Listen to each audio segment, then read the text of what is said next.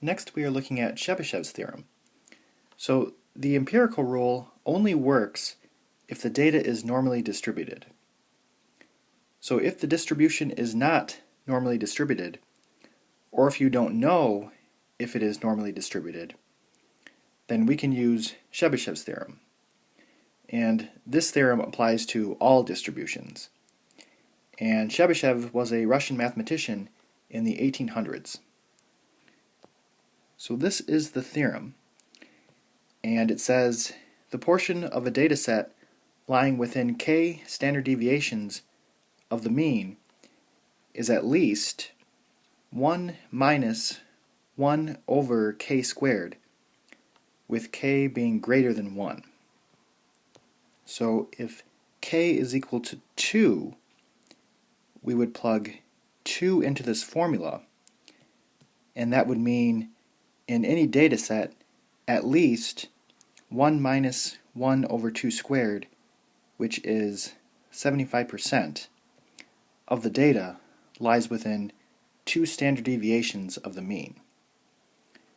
If k equals 3, we would plug in 3 and get 89%. So that would mean in any data set, at least 89% of the data lies within 3 standard deviations of the mean.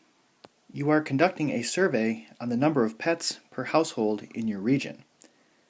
The mean number of pets per household is 2 pets, and the standard deviation is 1 pet. The distribution is not assumed to be normal or symmetric. So that statement tells us that we need to use Chebyshev's theorem.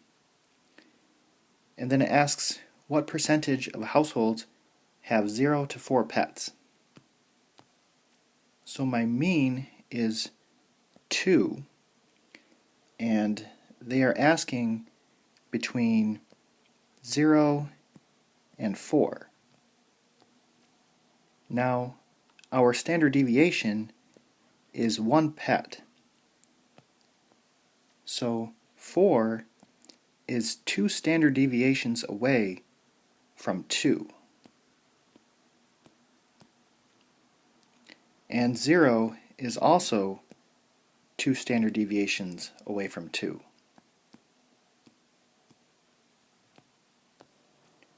So because it's 2 standard deviations, that means that it's at least 75% of the data.